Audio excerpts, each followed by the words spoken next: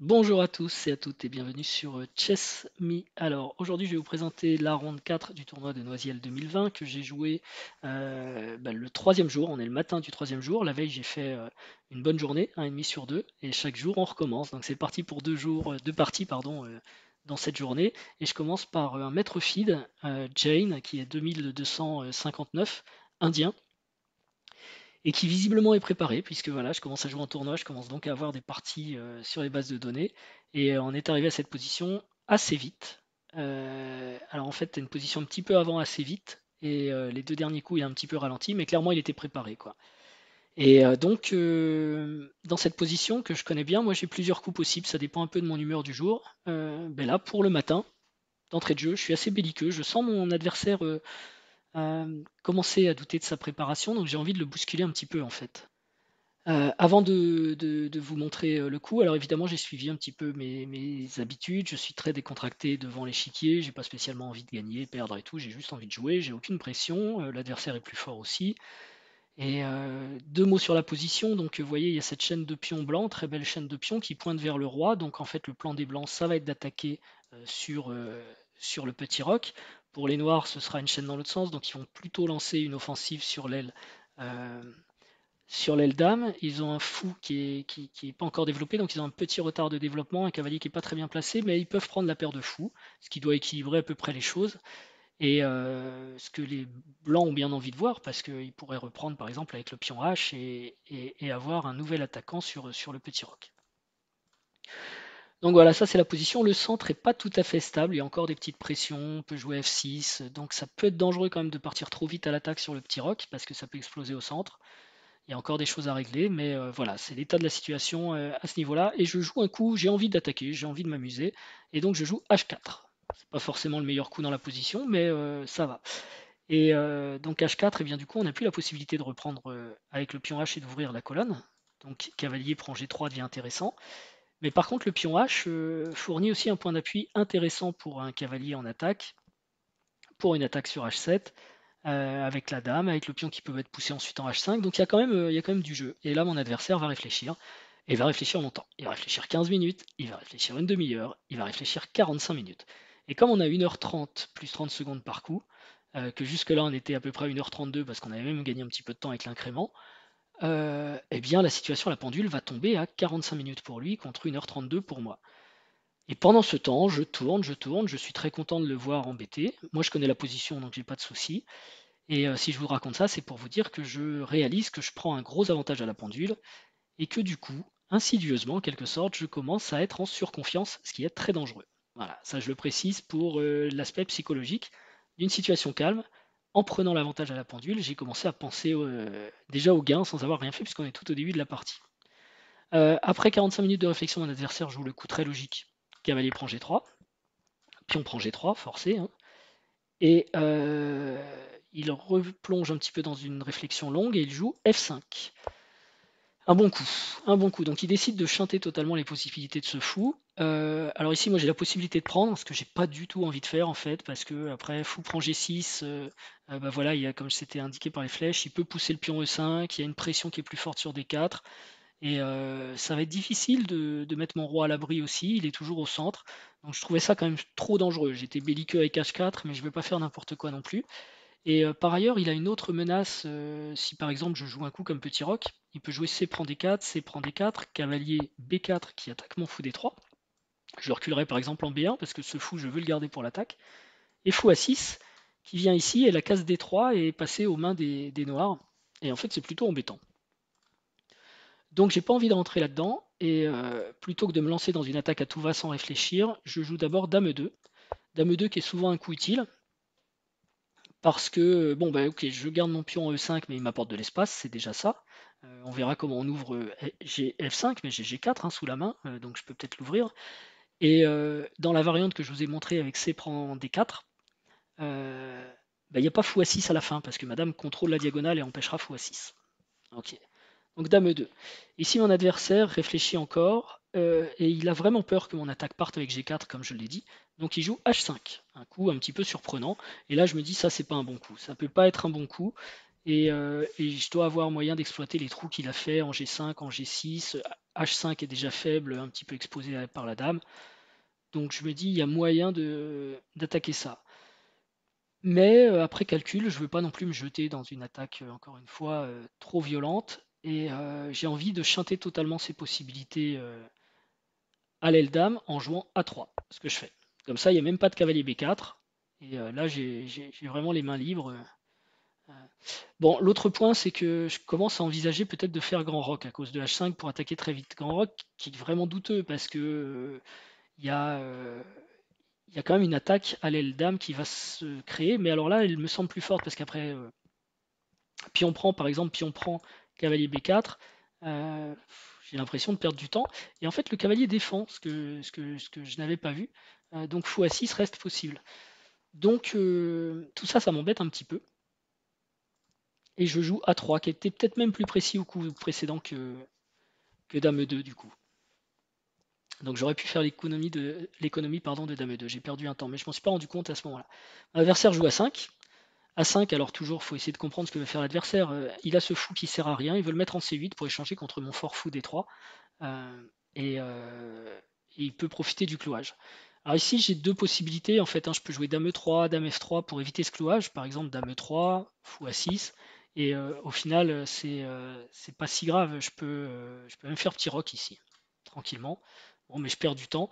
Ou alors, je peux difficilement jouer fou C2 parce que son fou va être fort et va me gêner. Il faut que je prenne. Donc en fait, Dame E3 n'apporte pas grand-chose, Dame F3 non plus, c'est encore une perte de temps. Donc au final, je me décide pour un coup qui est vraiment douteux, c'est grand roc. Et à la réflexion, j'aurais vraiment dû faire petit roc, je risque rien à l'aile roi. Après le petit roc, je peux jouer roi H2 et lancer mon attaque sur la colonne F notamment, placer un cavalier en F4, en G5, c'est-à-dire ici et là, et attaquer toutes ces cases blanches qui sont peut-être un peu affaiblies par là. J'aurais vraiment dû faire ça, mais au lieu de ça, je joue petit roc en croyant vraiment à grand roc, pardon, en croyant vraiment à mon attaque. Et là, c'est une erreur par contre. C'est une erreur parce que mon adversaire joue C4 et je comprends tout de suite le problème. Il faut que je recule mon fou, fou C2 ou fou B1. Et il y a déjà B5, B4 qui arrive. Apprend, apprend. Il y a tour A1 derrière, dame A5. Il peut y avoir cavalier A5, cavalier B3. En fait, j'ai le temps de rien, je vais me faire atomiser à l'aile dame. Je me rends compte que je fais une grave erreur. Alors j'ai une ressource, je peux prendre, reprend, fou prend. Il y a ce vis-à-vis avec la dame qui est embêtant, peut-être dame E8, et on peut pousser D5 et essayer d'avoir un peu de jeu, mais enfin globalement c'est quand même gagnant euh, pour les noirs. Les noirs enfin gagnants, c'est bien pour les noirs quand même, hein. Je pense qu'ils peuvent même prendre ici. Pion prend, fou prend, échec, roi H8, et alors quoi. Le cavalier est défendu, on va avoir du fou B7 derrière, peut-être même fou A6 pour attaquer la dame. Ce pion est faible finalement. La paire de fous noirs va jouer parce que la position est en train de s'ouvrir. Donc c'est la cata. Sur C4, c'est la cata. Je joue fou C2 pour pas perdre mon fou. Et B5. Et donc derrière arrive, comme je vous l'ai dit, B4. Et déjà, je suis très très très mal. Ok, mais je me dis, d'accord, je suis mal, mais il faut quand même que je réagisse. Il y a encore le pion H5 qui n'est pas défendu, donc je peux jouer cavalier G5. J'attaque le pion. Et moi aussi, j'ai une menace derrière dame mat, hein, tout simplement, donc il faut réagir. G6 défend le pion. Là, je me dis, il faut que j'ouvre son roi, sinon j'arriverai à rien. Et je joue G4 quasiment sans calcul. C'est une gaffe. Aux échecs, il ne faut pas jouer de coups sans calculer. L'instinct, c'est bien, mais ça fait pas tout, quoi. Parce que, en fait, pourquoi je joue ce coup? Je me dis, s'il reprend avec le pion F, je suis content, je fais fou prend G6 et je vais peut-être même gagner. Et s'il reprend avec le pion H, je vais pouvoir pousser H4 assez vite. Et ouvrir la colonne H, et je vais gagner. Enfin, je vais avoir une position d'attaque. En fait, je me dis pas je vais gagner, je me dis je vais avoir du contre-jeu contre ça. Parce que là, je suis un peu calmé, hein. Depuis C4, quand même, j'ai compris que ça se passait mal pour moi. Et mon adversaire joue H prend G4. Et je réalise que j'ai un vrai souci, plus grave que je ne pensais encore, c'est que je ne pourrais jamais vraiment pousser H5. Pourquoi? Parce que le pion H défend évidemment le cavalier. Mais le truc, c'est que si je veux le pousser, il faut donc que je défende mon cavalier, par exemple dame E3, mais il est attaqué deux fois. Et je peux pas le défendre deux fois. J'ai aucun moyen de le défendre deux fois. Pourquoi? Parce que j'ai pas de pion que je peux mettre en F4, parce que j'ai pas de fou de case noire que je pourrais mettre en E3 ou en F4, et parce que j'ai pas de cavalier que je peux mettre en D4, F3 ou H3 pour défendre ce cavalier. Donc je ne pourrais jamais le défendre deux fois. Et ça, j'aurais dû y penser avant de jouer G4. Ce cavalier ne peut pas être défendu. Et vous savez quoi? Il peut pas non plus se sauver, parce que d'un seul coup, toutes ces cases de repli sont contrôlées par des pions noirs. Donc voilà un cavalier qui est mort dans une superposition. Je ne peux rien en faire. L'attaque s'arrête et je ne peux pas pousser H5. Mon plus grand espoir, mais mon adversaire n'est pas idiot, ce serait qu'il prenne. Évidemment, s'il fait fou prend G5, H prend G5, même si je lui donne un pion, Dame prend G5, je suis content, j'ai ouvert la colonne H, je veux bien le faire au prix d'un pion, ça. Je vais doubler les tours, on va aller faire tour H8, tour H7, ça va être très très bien. Peut-être même ouvrir avec A4, cavalier prend C4, puis on prend D5. Bon. Mais on n'en est pas là. Pour l'instant, j'ai un cavalier qui est mort. Donc je réfléchis et je me dis, ben, en fait, mon attaque est arrêtée net. J'ai plus d'attaque, je n'ai plus rien. Et lui, maintenant, il joue B4, B3 ou B prend C3, Dame B6, tour B8, A5, A4, cavalier A5, cavalier B3, tout ce qu'il veut. Et en fait, je vais mourir sur place. Et mon roi a même pas le temps de se sauver.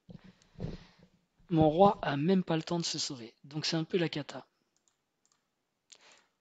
Ça peut vraiment aller très vite, hein, même si je décide de l'ignorer. Hein, s'il joue B4, que je fais autre chose, je sais pas moi, je vais dire G3, coup idiot. B3, si je veux pas perdre mon fou encore, je recule. Et il peut même sacrifier. Fou prend, pion prend, je sais pas, Dame E7. Ou même il prépare. Quand sa dame rentre ici, c'est fini.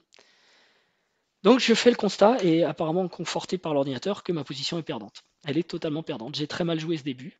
Enfin, ce début de milieu, ce milieu de partie. Et je suis perdant. Et je le dois pas au jeu exceptionnel de mon adversaire, qui a joué des coups, à mon avis, F5, H5, c'est pas non plus génial. Je le dois juste à ma grosse bêtise G4, et enfin mes deux bêtises, Grand Rock et G4. Donc je le dois qu'à moi, et je m'en veux un peu parce que je sentais bien cette partie, j'avais l'avance à la pendule, je pensais que mon adversaire était fébrile, et au final, j'ai juste joué des coups idiots sans réfléchir. Donc là, je réfléchis longtemps, et je me dis perdu pour perdu.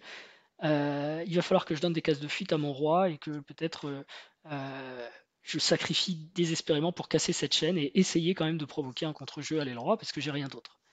Et donc je joue cavalier D E4, un coup surprenant.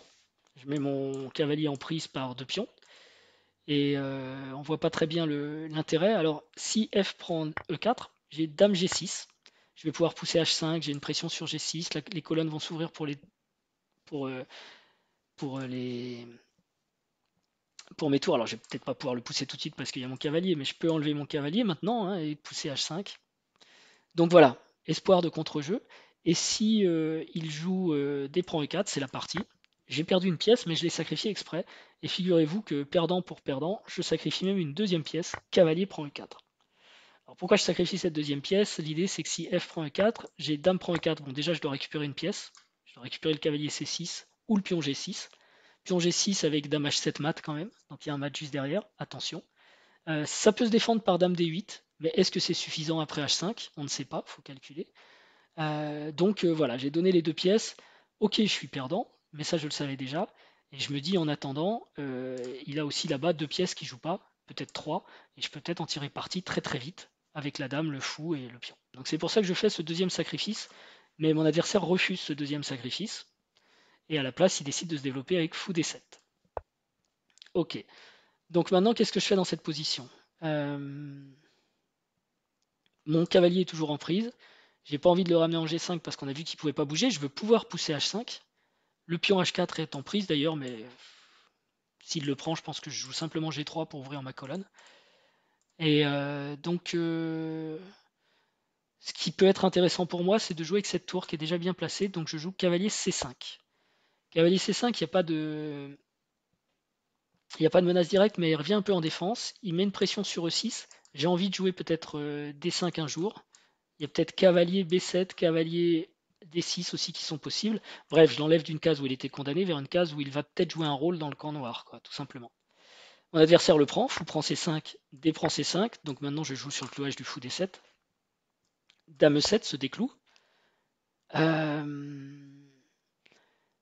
menace pas vrai. Au début j'ai cru qu'il menaçait ce pion, mais en fait il le menace pas puisque la dame doit défendre le fou D7. Donc si dame prend C5, je joue tour prend D7 et je me retrouve pas si mal finalement. Donc le moment est venu pour moi de, oh pardon, certainement pas de jouer ça, d'ouvrir comme je voulais ma colonne H en jouant H5. Évidemment mon adversaire refuse l'ouverture, il veut absolument pas que j'ai du contre-jeu par là, il a bien compris le danger, il joue G5. Ok, difficile. Eh bien, on va continuer. On va jouer H6. Je continue à avancer. Cavalier D8. Il essaye de ramener son cavalier à la défense en F7 où il aura une belle pression sur tous mes pions. Toujours un dame C5, pas possible, hein, parce qu'il y a tour qui ramasse le fou derrière. Et ici, je joue le coup que j'ai prévu depuis le petit début, en fait, hein, où j'ai mis mon cavalier en C5, c'est tour D6. Je me dis, c'est intéressant, la tour, elle rentre dans la position noire, et je vais peut-être avoir un jour des pions passés liés, très rapprochés de la colonne de promotion, de la case de promotion, ça peut être intéressant. Je peux maintenant jouer aussi tour D1, tour HD1 ou dame D1, dame D2 aussi, avec une pression ici, je sais pas. Et mon adversaire joue fou C6, donc il enlève le fou qui est menacé. Il est défendu par le cavalier, là il n'y a pas de problème. Il rentre sur une belle diagonale. Il peut surtout, je pense que c'est son but, venir en D5 pour tout fermer. Il a vraiment peur, il veut fermer. Il a l'avantage matériel, donc soit des échanges, soit fermé. Et puis, accessoirement, il menace toujours cavalier F7 qui va être embêtant un jour. Ici, j'avais très envie en fait de jouer tour H5 pour mettre une pression ici et ensuite jouer dame D2 par exemple. Mais tour H5 il revient, je pense, il joue fou E8, ma tour repart et j'ai rien gagné du tout. Donc je joue directement dame D2 qui, euh, qui prépare tour H5 et après fou D5 qu'il a joué pour fermer, qui était un petit peu téléphoné, je peux jouer tour H5. Donc j'ai une attaque ici, cette fois sur le pion G5. Mon adversaire se dit que l'attaque est pas très dure parce qu'il est pas très grave parce qu'il peut défendre avec cavalier F7 et c'est vrai, cavalier défend le pion, attaque la tour en même temps et attaque un deuxième pion et même peut-être un peu pression sur H6. Donc ça paraît être un bon coup, mais ici j'avais prévu un coup, je suis rentré là-dedans exprès. Le truc c'est que le pion E6 est cloué parce qu'il défend le fou. Donc je peux prendre le pion avec fou prend F5, je peux prendre ce pion. Et donc si pion prend, je vais avoir tour prend D5. J'ai un petit peu réduit si vous voulez mon désavantage. Et je continue à avoir une pression ici, donc il ne peut pas vraiment prendre le pion E5. Donc voilà, ça joue, j'essaye toujours de faire des trucs. Et donc s'il ne veut pas rentrer là-dedans, il peut jouer comme dans la partie, cavalier prend D6, en disant je prends une qualité. Comme j'avais déjà une pièce de moins, je vais me retrouver vraiment très mal. Là j'ai une tour de moins. Ok, c'est le plan, mais j'ai un coup intermédiaire, j'ai tour G5, échec. Le roi s'en va en H8, et je peux créer mes pions passés doublés euh, avec, avec un fantôme de promotion pas loin ou de récupération de pièces de moins, quoi. Donc j'ai une tour de moins, mais il a un roi très faible et cette fois j'ai quand même réussi à activer mon fou, ma tour autour de son roi, à avoir deux pions passés liés et une dame qui menace peut-être un jour de venir faire des échecs super embêtants sur la grande diagonale. Donc pour essayer de... Et puis sa dame est attaquée aussi, pour essayer d'éviter tout ça, il joue dame F6. Ok. Et je peux ici prendre un deuxième pion qui traîne. Je m'en prive pas parce que ça ouvre aussi la colonne sur le roi. Et puis mon fou est pas forcément bien placé en F5, il est un petit peu fébrile là. Donc je prends le pion. Tour G8, évidemment, les noirs essayent de provoquer des échanges. Là j'ai réfléchi un petit peu, j'ai deux possibilités en fait, ou trois. Il y a tour prend D5 qui est marrant. Tour prend D5 s'en suivrait par exemple E prend D5. Fou F3, on menace de prendre ici. Tour à E8 et je voyais pas forcément très bien comment finir le travail, on va dire. Donc bon, je croyais pas trop en cette variante. J'ai aussi on va dire le logique. Tour prend G7, tour prend G8, pardon. Mais ce qui me gêne dans tour prend G8, c'est qu'il avait une tour qui jouait pas. Cette tour vient jouer directement. Et moi j'avais une tour qui jouait bien et elle joue pas. Donc en fait, entre les deux positions, ce qui a changé, c'est que j'ai enlevé ma tour qui était super active contre son roi et que j'ai activé sa tour à 8 qui servait quasiment à rien.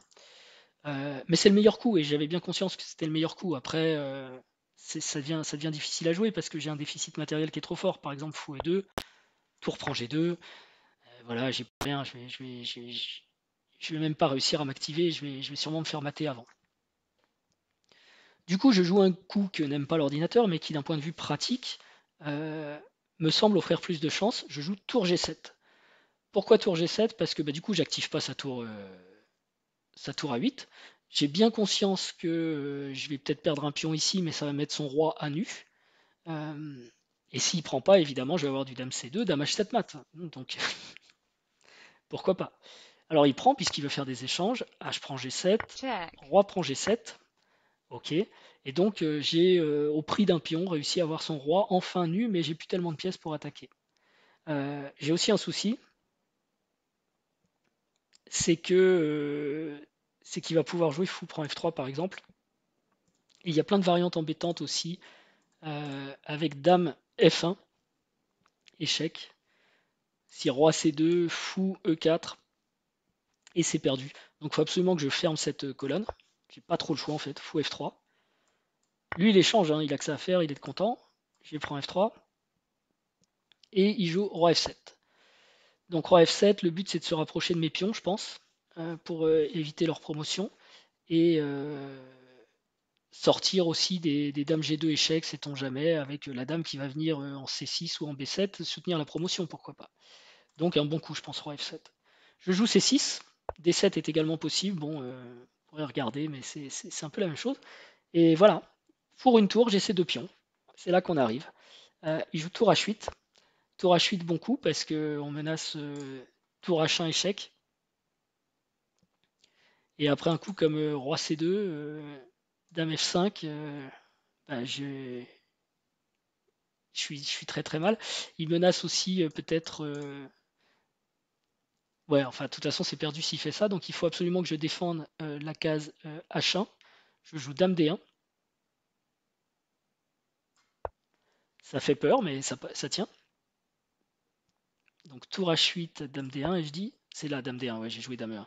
Dame E1, c'était sans doute moins bien parce que il y avait Dame F4 échec et il prenait un pion derrière. Donc là, je défends aussi mon pion quand même. Dame G5, check, échec. Donc là, j'ai pas trop le choix. Roi B1. Dame F5, check, échec. Je pousse mon roi en A2. Et ici, il joue Dame D5 pour essayer d'échanger les dames. A noter qu'il y avait un meilleur coup, qui est quand même pas mal, mais il fallait le trouver, c'est B4. Parce qu'on menace tout simplement de jouer B3. Et le roi va manquer de cases là, et ça va être très très dur. A noter que si madame se sauve, il y a du tour H1 et dame B1 mat derrière tout de suite, hein. Donc c'est très compliqué pour les blancs. Enfin, il a joué dame D5 qui est pas un mauvais coup. Ici, j'ai nulle part où faire échec avec madame. J'ai pas le choix. Je suis presque obligé de prendre. Je peux peut-être jouer dame G1 quand même, mais je vais perdre mes pions. Je veux pas perdre mes pions, donc je joue dame prend. E prend D5. J'ai calculé évidemment que j'aurais du mal à faire une dame. Je joue quand même C7. Ici, il ne faut pas se tromper, hein. Si vous jouez tour E8, il y a. Enfin, D7, pardon, j'ai joué au coup d'avant, pas C7. Si je. Si. Mais non, justement, je vous dis une bêtise, j'ai joué C7. Voilà. C7. Alors, C7, l'idée, c'est sur tour C8, évidemment, il y a D7 qui gagne. Ok. Et sur roi E8, pour aller chercher le pion, il y a aussi C8 dame. Mais il joue roi E6, et là, je ne peux pas pousser le pion, et je vais perdre celui-ci, que je le perde ici ou en E7. Donc j'abandonne. J'ai pas réussi à conduire mes pions au bout de leur destin, mais c'est quand même une partie que j'aime bien parce que j'ai vraiment fait deux gaffes graves face à un maître feed. Et après j'ai sorti un plan quand même de fou pour essayer de créer du contre-jeu. J'ai sacrifié deux pièces et on va dire à un temps près, à seulement un temps, s'il n'avait pas joué roi F7 en fait au 35e coup dans cette position-là, si ici il joue pas roi F7, je peux avoir de bonnes chances. Bon, tour H8 est un bon coup aussi, hein, mais je sais pas, moi, s'il avait joué un coup plus calme, comme Dame prend F3 par exemple, là, après D7, c'était gagnant, quoi. Donc je trouve que malgré les gaffes que j'ai jouées, pour des raisons psychologiques liées à la pendule, et ça je vais le noter pour m'en souvenir, euh, eh bien, j'ai quand même créé un contre-jeu de folie et j'ai réussi à être pas loin du gain. Moi, je perds la partie, faut dire ce qui est, je la perds. Mon adversaire a mieux joué que moi, il a bien défendu, et donc voilà, c'est le résultat logique. On se la regarde vite fait et puis après je fais le tableau. Voilà donc la position de départ. Ici, je joue H4, enfin peut-être un jour, voilà. H4, cavalier prend G3 normal, mais ça lui a pris 45 minutes. G prend H, F5 pour fermer. Dame E2 parce que j'ai peur des menaces au centre et à l'aile dame. Je blinde et je perds un peu de temps. A5, une erreur. Grand roc, c'est pas encore perdu. B5, il attaque mon grand roc, là il a raison. Il faut absolument que je réagisse, donc cavalier G5. G4, une gaffe, parce que mon cavalier, si vous voulez, c'est juste... la dame serait en D7, ce serait peut-être pas une gaffe, quoi. Mais voilà, avec cette impossibilité de bouger le cavalier, ça devient une gaffe. Donc un bon coup pratique, je pense. Perdu pour perdu, j'y vais. Je sacrifie la pièce, je sacrifie 2 pièces, il prend pas. Et maintenant, je peux jouer sur la colonne D. Alors d'abord, j'essaye d'ouvrir son roi, mais il me dit no way. Et ensuite, voilà, je viens avec l'idée déjà de sacrifier la qualité en D6. Je vois que c'est moi qui ai du jeu, quand même, il est un peu enfermé. Du coup, il se trompe, il fait une petite gaffe tactique qui me rend un pion, c'est pas très grave vu l'avantage matériel qu'il a, bien sûr. Surtout qu'il reprend une qualité. Je reprends le pion, donc ce ne sera qu'une qualité. Et ces 2 pions qui sont ma meilleure assurance pour l'avenir. Et ici, d'un point de vue pratique, je joue un coup qui perd un pion, mais qui me semble mieux pour avoir de l'activité.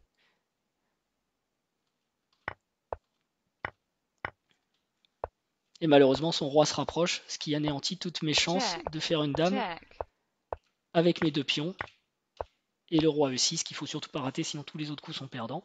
Et ici, j'abandonne puisque j'ai plus rien. Donc voilà, comme je disais, une partie que je trouve quand même amusante. Gaffe à cause de la pendule, ça il faut que je fasse attention. Et le contre-jeu que j'ai créé, les idées que j'ai eues, franchement j'ai l'impression que c'est les blancs qui ont tout fait. Les blancs ont fait la partie, les blancs se sont trompés, les blancs ont essayé de retourner les choses et les blancs sont allés au bout de l'idée. Et à la fin les noirs gagnent. Alors il a bien défendu, mais je me dis euh, qu'est-ce que ça aurait été si j'avais pas eu 2 pièces de moins, quoi. Pourquoi il faut pas que je me mette dans une situation. Enfin, ça sacrifie une pièce. Euh, je pense que j'ai pas à rougir de cette partie contre un maître fille 2260. Je me suis trompé et je lui ai créé de sacrés problèmes, donc je suis assez content. Je me dis le jour où je me tromperai pas, ça se passera autrement. Voilà, le tableau. Alors déjà, ce que je peux en dire, c'est que j'ai gaffé aussi dans la description. C'est mon adversaire de la veille qui était 2259, lui il était maître fille mais 2223. Le résultat, j'ai perdu. C'est embêtant, c'est pas bien. Dans l'ouverture, j'étais quand même mieux que mon adversaire et à peu près jusque moi, je suis sorti qu'au 11e coup, lui plus tôt. Dans le milieu, bah écoutez, Grand Rock, G4, il n'y a pas grand chose à dire, très mauvais coup. Lié à la pendule, je le dirai après. La finale, bon, il n'y a pas eu vraiment de finale, pas applicable. Autant j'étais en avance, mais catastrophique. Sauf que je vais peut-être le laisser en rouge cette avance parce que ça m'a posé un problème. Je vais faire apparaître que trop d'avance pose problème. Et au niveau du stress, j'étais cool parce qu'au début j'étais cool parce que c'est mon objectif. Ensuite j'étais cool parce que je connaissais bien l'ouverture et j'étais pas inquiet. Et j'étais cool parce que je voyais mon adversaire passer beaucoup de temps. Et après j'étais cool parce que j'ai compris que j'avais perdu. Donc je me suis dit bon bah perdu pour perdu, on va jouer la partie, on verra bien. Donc globalement, et d'ailleurs je sais même pas si cette fenêtre faut que je la laisse parce que pour l'instant j'arrive très très bien à gérer mes émotions, que ce soit dans des positions gagnantes, perdantes, égales, etc. Donc ça, c'est plutôt une super réussite sur ce tournoi. Ce que je vais vous dire, même en dehors du résultat sportif, euh, réussir à jouer dans cet état d'esprit, c'est-à-dire se moquer du classement, du résultat, du machin, c'est juste jouer la partie d'échecs, c'est juste jouer en fait. Je joue, je m'amuse, je passe du bon temps, et peu importe le résultat, peu importe, j'ai vraiment pas de pression, et ça c'est je connaissais pas en fait. L'idée Hello 2025, c'est ça, c'est tellement loin que j'en ai rien à faire en fait du Hello et je joue. Et donc ça j'ai réussi à me libérer de ça et c'est énorme et je vous invite tous à essayer de le faire, ne serait-ce que pour avoir plus de plaisir à jouer encore. Euh, ok. Et d'ailleurs, c'est amusant parce que parfois je vois mes adversaires en face de moi qui sont fébriles ou qui réfléchissent ou qui et je me dis non, c'est dommage, j'ai perdu plaisir quoi. Bref. Alors les observations. Donc bah, avance à la pendule. euh, a réduit par contre mon objectivité.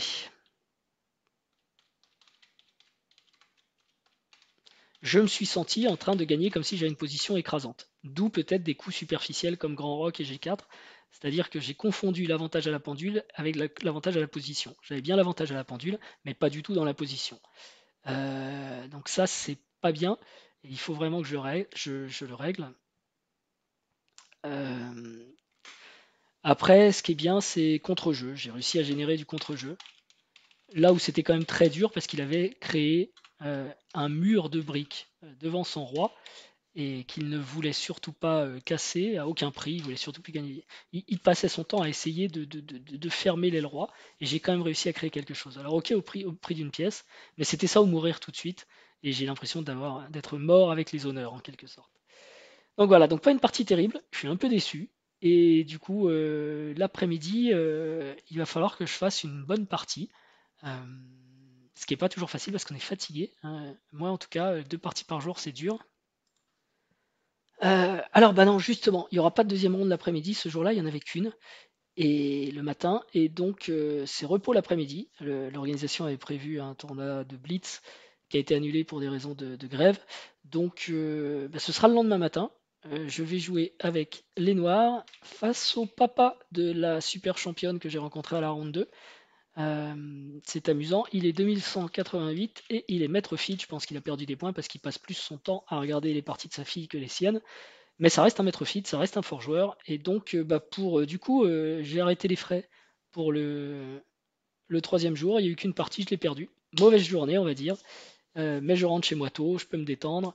Et on remettra ça le lendemain avec nouvelle chance de rencontrer un maître feed, cette fois avec les noirs. On verra ce que ça donnera pour la cinquième ronde.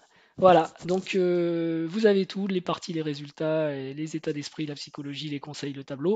On se revoit pour la cinquième ronde. N'hésitez pas à vous abonner, à partager les vidéos pour faire connaître la chaîne. Et je vous dis à très bientôt. Ciao.